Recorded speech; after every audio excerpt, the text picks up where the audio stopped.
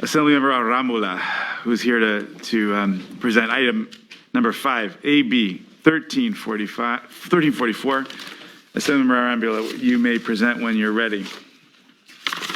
Appreciate your patience.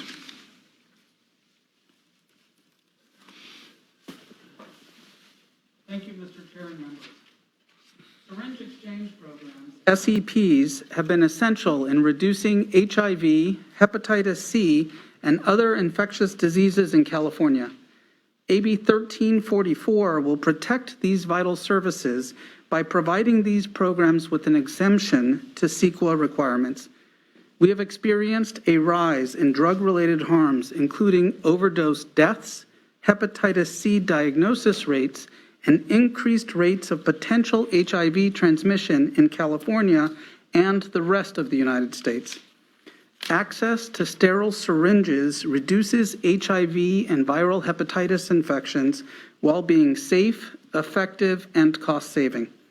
California's SEPs provide a wide range of services in addition to syringe access and disposal, including HIV and hepatitis testing, overdose prevention training, and referrals to drug treatment, housing, and mental health services. These services have helped to garner the trust in people who would not otherwise seek out harm reduction strategies. But recently, unexpected legal challenges have arisen. Despite clear language of the statute that this section is to operate notwithstanding any other law, one court in Orange County has interpreted SEPs as projects subject to the California Environmental Quality Act because the program could not demonstrate that it collected all the syringes that it distributed. Subsequently, the program was forced to shut down. Another program in Butte County has been forced to rescind its CDPH-approved application in the face of similar litigation. Additionally, a similar lawsuit has been filed against an SEP in Santa Cruz in early 2021. We must be reminded that there is an urgent need to expand SEPs in our state in order to address our looming opioid public health emergency. During the pandemic, there has been a sharp increase in overdose deaths as evidenced by the CDC. The need for access to syringes and other services provided by syringe exchange programs is now greater than ever. These types of suits are an example of how requiring CEQA review of public health programs improperly places disease prevention and environmental protection at odds. Without immediate legislative action, the public health prevention services provided by SEPs directly authorized by the CDPH will be curtailed and new programs will be deterred at the precise time when the need for them is increasing. AB 1344 will help to protect Californians from a rapid spread of HIV, hepatitis, and any other potentially deadly or disabling infections that are spread through the sharing of used needles and syringes by protecting these valuable community-based SEPs. I'm joined today by Mary Silla, Senior Staff Attorney at the Drug Policy Alliance. Your witness, please, Mary Silla. Hi, good afternoon, committee members. As Dr. Arambula said, my name is Mary Silla, and I'm Senior Staff Attorney at the Drug Policy Alliance. I'm here today in support of AB 1344 on behalf of the co-sponsors of the bill, the Drug Policy Alliance, the National Harm Reduction Coalition, and the San Francisco AIDS Foundation. AB 1344 establishes that the authorization of syringe service programs is not subject to the California Environmental Quality Act process. The need for this bill arose in 2018, 7 years after initial legislation authorizing the California Department of Public Health to certify these programs throughout the state, when a trial court in Orange County ruled on a summary judgment motion that a secret claim against syringe service programs could go forward.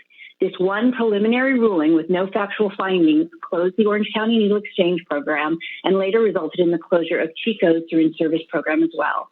More recently, a hostile cease and desist letter from the same attorneys who brought the Orange County case resulted in Eureka's SSP being restricted to operating as a mobile one, and now Santa Cruz faces the same situation. Although it has never been litigated, fueling this backlash against syringe service programs is the concern about syringe waste. So it's important to know that syringe waste is not increased by syringe service programs. Research here in California and throughout the country has demonstrated that syringe waste is reduced, not increased, when people have access to syringe services programs. When people who use drugs have a safe place to dispose of syringes, they use it. Simply put, Syringe Exchange is part of the solution to syringe waste, not part of the problem. By contrast, when people who use drugs do not have Syringe Exchange, they reuse and share syringes more often and discard them improperly. So requiring CEQA review of public health projects, in this case, improperly places disease prevention and environmental protection at odds. The CDPH approved these SSPs for 7 years without any CEQA consideration before this one court held that it should have. Syringe access is a public health good. It reduces transmission of HIV and hepatitis C and engages people who use drugs in treatment and reduces use. And finally, this is important in light of the twin epidemics of COVID-19 and opioid overdose deaths. Syringe exchanges are the most effective way to distribute naloxone to people who use drugs, and it's proven to reduce overdose deaths. So in sum, and as Dr. Arambula said, at the very time when these programs have become more important to protecting the public health of California, they've been made vulnerable to this legal challenge under CEQA. We're grateful to Assemblymember Arambula for carrying this bill and urge your aye vote. I'm happy to answer any questions you may have. Thank you. Okay, thank you. All right, I don't believe, so anyone who wants to weigh in support of the bill on the phone lines, operator. Thank you. To share support for the bill, you may press 1, then 0 on your telephone keypad. Again, that's a 1 followed by 0, please. We'll go to line 5858. Good afternoon, Chair and members. My name is Alexander Rodriguez with the ACLU California Action in support of AB 1344. Thank you. There are no other lines in queue at this time. Great. Okay. I do believe we did receive some late opposition from 9 individuals. Is anyone on the phone line who wants to express their opposition or concern about the bill? Operator? Thank you. To state opposition to the bill, you may press 1, then 0 at this time. Again, that's a 1 followed by 0 on your telephone, please.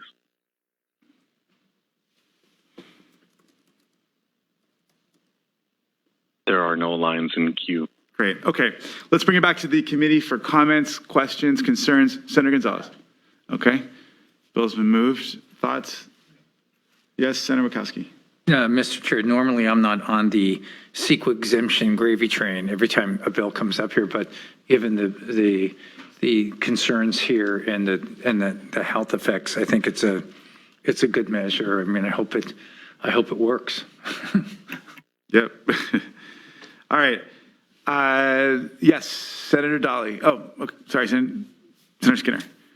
Assemblymember, I would like to be added as a co-author, and I'm very pleased to see that at least there doesn't appear to be, it may be 3 individuals, but I will say that in my effort to create this program in the first place, it took me a number of years with a very significant opposition. But I think that as the testimony we heard, not only is this very essential for public health, because the bloodborne diseases that, I mean, sadly we have seen in a number of our encampments, very severe outbreaks of the hep viruses that unfortunately can be spread through contaminated syringes, and this greatly reduces those outbreaks. And of course, it reduces the waste. None of us want to see be in a park or wherever on the street and see these discarded syringes. So I'm really glad you brought it, and happy to, if you're willing, be a co-author, and appreciate it. Thank you, Senator. Senator Dolly. Well, I guess I'm going to be the only guy that, first of all, You're always standing up for CEQA, Brian. That's good. I know, and I want to, this really puts me in an awkward spot because I usually vote for CEQA exemptions, but first of all, I'm going to take a minute, Mr. Chair, because I know that we need to get out of here, but this is something I'm passionate about. CEQA is a good law. The reason that we have CEQA is that if you have impacts, that's why you're supposed to mitigate those impacts.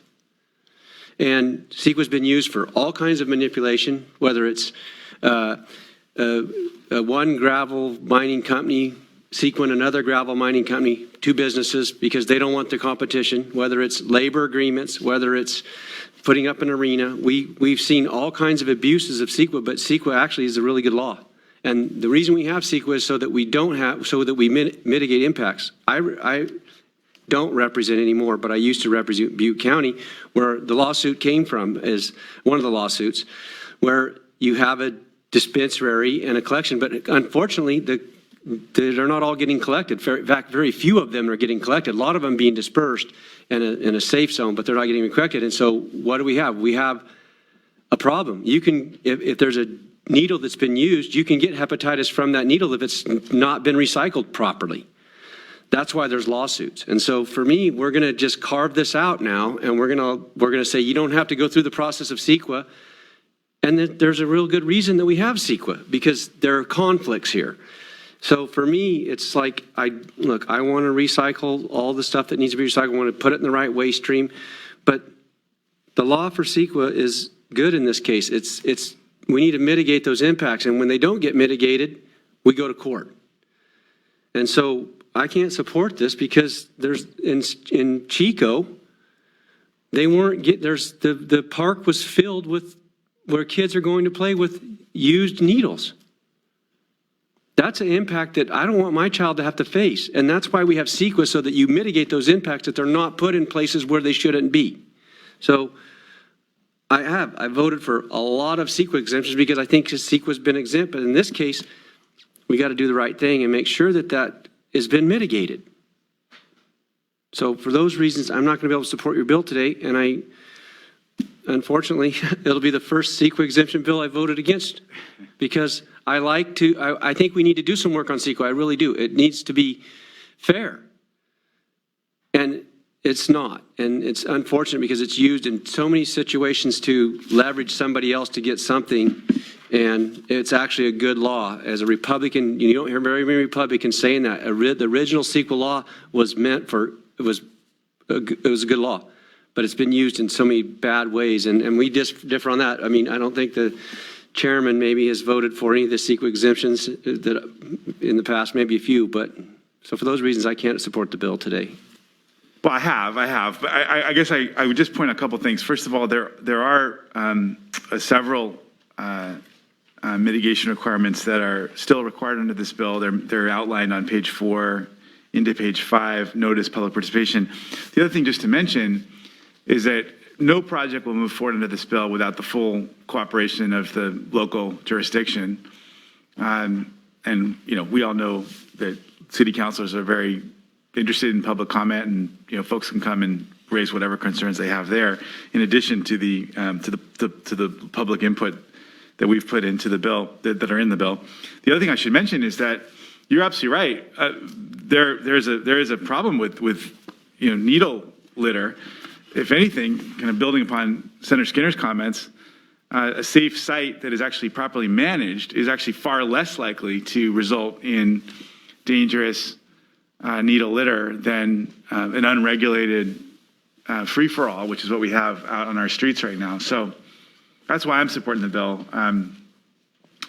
But your points are well taken. And certainly, this is like, nobody wishes we were in a situation where this was even a thing, right? I mean, how terrible is it that we're sitting here having to figure out how to accommodate the reality of this out-of-control drug use that exists in our streets.